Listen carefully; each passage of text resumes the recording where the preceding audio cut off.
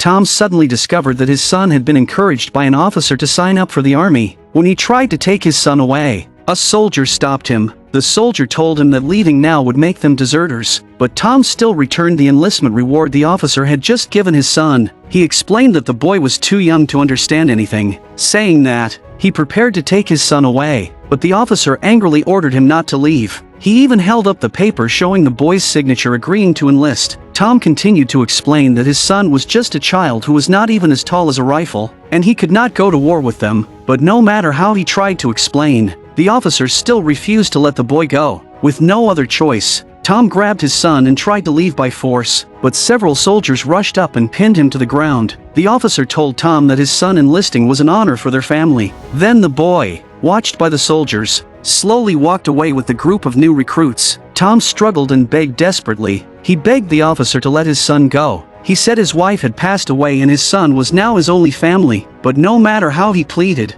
the officer still refused to let them leave. The officer even said that if Tom wanted to protect his son, he should enlist as well, stay by his side and keep him safe. In the end, to protect his son, Tom, burning with anger, reluctantly signed his name on the enlistment form. That night, Tom carried a rifle and, together with his son and the other new soldiers, slowly left the dock amid cheering crowds, and he unexpectedly saw a girl who looked very much like his late wife. The girl who was shouting slogans seemed to feel Tom's gaze as well. Neither of them knew that a single glance, meeting eyes for only a moment, would lead to so many stories of love and sorrow later on. Tom knew their next stop might be a front line filled with gunfire. Although he himself was also a new soldier who had never been in battle, he still tried his best to tell his son how to avoid danger and how to survive once fighting began. Soon they reached the closest point to the front line. At this moment, the independent forces at the front were rapidly collapsing. As the front retreated, the position where Tom stood instantly became the front line. Everyone there was busy preparing for the coming battle, and their enemy was the well-trained, well-equipped British Expeditionary Army. With the sound of drums, British artillery began sweeping across Tom's position, and the British Expeditionary troops, accompanied by loud military music, advanced quickly toward the line. Seeing the enemy getting closer and closer, Tom quickly told his son not to run around and to stay right behind him. Moments later, both sides opened fierce fire on each other. Because almost all the independent troops were new soldiers on their very first battlefield, they quickly collapsed under the attack of the well-trained and well-coordinated British Expeditionary Forces. Even though their commander shouted for them to keep fighting, the soldiers still ran desperately backward. Tom and his son were swept along with the fleeing troops. They followed the scattered soldiers into the forest. Tom threw away his rifle, removed his gear and planned to take this chance to escape the army with his son. At this moment, he had no idea that his war was only just beginning. Tom and his son kept running until they made it back to the city. The British troops who had just won the battle marched proudly, showing their military strength to the city. Although the people here did not welcome them, no one could stop their advance. Soon the confident British troops announced in the city square that this place would forever remain part of Britain. They declared that no one could ever remove it from the Empire's territory. Tom, who had narrowly escaped death, stood within the crowd listening to this declaration of control. And once again, he unexpectedly saw the girl who looked so much like his late wife. Because she had seen Tom when he departed with the army, she quickly walked toward him. She questioned him, asking why others had died or been captured while he stood here unharmed. In Daisy's eyes, Tom was supposed to be a hero fighting for independence, but she had never imagined he would become a deserter. Although Tom had never wanted to be a hero and had only been forced to enlist, he now found himself speechless under Daisy's burning gaze. He simply left in silence with his son. Afterward, Tom found work in a workshop. He lived quietly and peacefully for 5 months, until one day, several British soldiers suddenly arrived at his workplace. The officer leading them fixed his eyes on Tom. He examined Tom closely, even squeezing his arm. Then he ordered Tom to run in place quickly. Although Tom was unwilling, he could only follow the officer's orders and perform each action. His son, watching his father being humiliated, was filled with anger, but no matter how furious he was, he could only stand there helplessly staring at his father. Then Tom and another man were taken into a forest clearing. There were many British officers there, along with local nobles trying to win their favor. They were holding a celebration. They forced Tom and the other man to drag a blood-soaked scarecrow and run forward as fast as they could. Then they released more than a dozen dogs to chase right behind them. Tom held the rope and ran without looking back, but the man running beside him no longer wanted to be a toy for the British soldiers. Tom begged him to keep running, but the man said he was already living a life worse than death. He crouched down, used a stone to grind through the rope tied to his hands, and then got up and ran in another direction. Left with no choice, Tom hoisted the scarecrow and kept running alone. No one knew how long he ran before he finally collapsed in exhaustion and hid in a concealed spot. The dogs suddenly stopped chasing him and then turned to pursue the man who had escaped. The man was torn apart by more than a dozen dogs. Hearing his screams,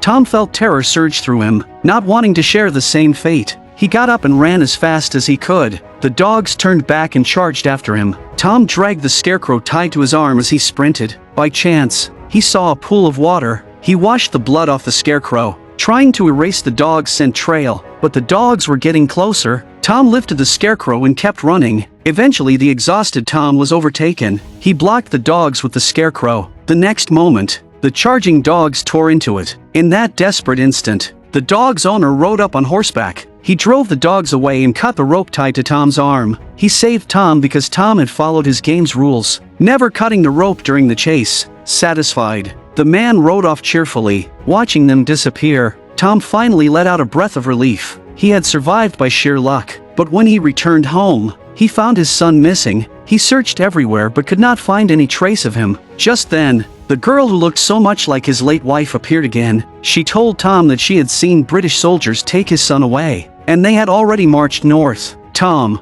who had just escaped death at their hands, was filled with fury when he heard this, but those who took his son were heavily armed soldiers, and he was alone. How could he possibly rescue him? Even so, Tom rose to his feet, determined to try. He went to the pier, stole a boat while the owner was away, and rowed north along the river to pursue the British troops who had taken his son. That night, the British camped along the riverbank. Several boys had been captured along with Tom's son. The British officer chose Tom's son to polish his boots, but burning with anger, the boy bit the officer's finger hard. To punish him, the soldiers tied him to a cannon and whipped him. They forced the other boys to watch, trying to intimidate them. One boy could not stand it and bravely rushed forward to stop the punishment, but he was knocked to the ground with a single punch. In the early hours of the morning, Tom finally found the British camp. Through heavy rain, he crept quickly toward it. Since this was not a battlefield and the rain made the guards careless, Tom slipped into the camp with ease. He finally found his son tied to a cannon wheel, barely clinging to life. Seeing his son's condition, Tom was filled with grief and fury. He quickly cut the ropes around him and prepared to take him away, but his son begged him to save the boy who had tried to help him the night before. Tom had no choice but to risk everything and search for the boy. Fortunately, the boy was tied to another cannon not far away. Tom lifted his son, took the boy with him, and quietly escaped the British camp.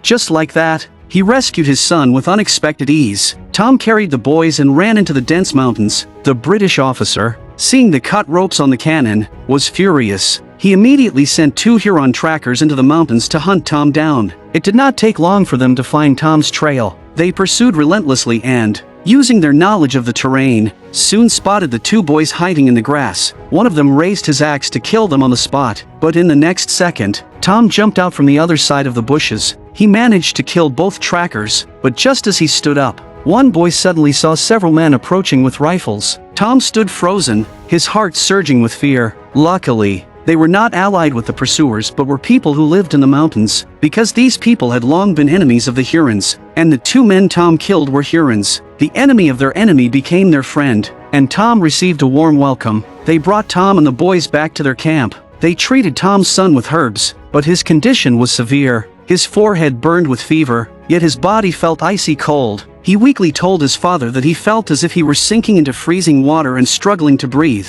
Hearing this, Tom held him tightly. His wife was gone, and his son was his only family, the only reason he had endured so much. He begged his son not to leave him. He shook him gently to keep him awake. He imagined a bright future and told his son about it. Luckily, the boy finally regained his strength. After this, Tom realized that unless the British were driven out, his son would never have a safe future. So once his son recovered, Tom joined the independent forces again. This time, he was not forced into the army but joined for the sake of a better future. At the camp, he saw the girl who looked like his late wife once more. Daisy had been angry at Tom for becoming a deserter, but seeing him return on his own, she finally let go of her resentment. Tom noticed that Daisy, once accustomed to comfort, now had calloused hands. Though rough, her hands were filled with pride because she was working for her homeland's freedom. Hearing her words, Tom bowed his head. He realized how cowardly he had once seemed in front of her. Over time, they slowly fell in love, but in a time of war, lovers could not stay together. Before long, Daisy received a mission and left the camp with her wagon.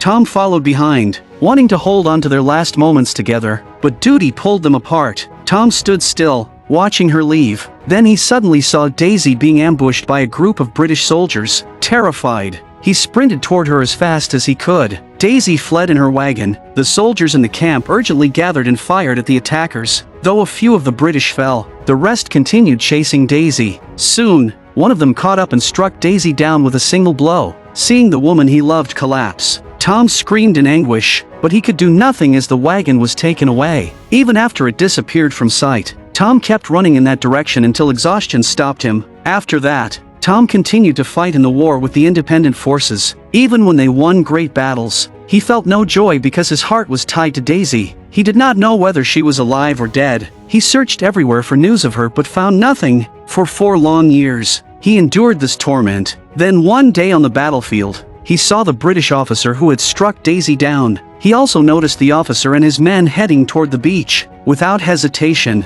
Tom took his son and 2 comrades and chased after them. They launched a sudden attack.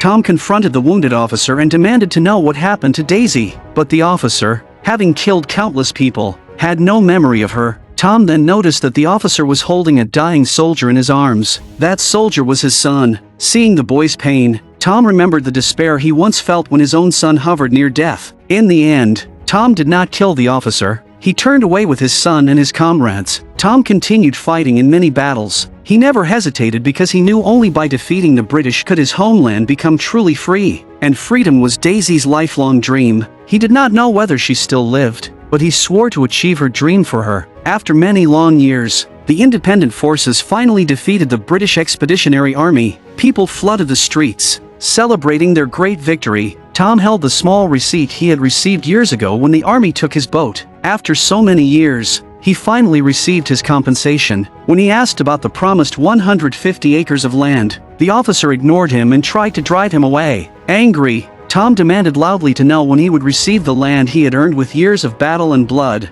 Others heard him and soon joined in, demanding their land as well. But the officer told him to take it up with the government and said the land had already been sold to speculators. With no choice, Tom left in frustration. Hearing that the promise of land had vanished, Tom's son felt deeply disappointed. He decided to head west in search of new opportunities. Tom supported his decision, but he did not go west with him. He chose to stay in the city because it was Daisy's home. He wanted to spend the rest of his life waiting for her. Tom stayed, but he never saw Daisy again for as long as he lived. I'm a film enthusiast. Thank you for watching. Subscribe to my channel and see you next time.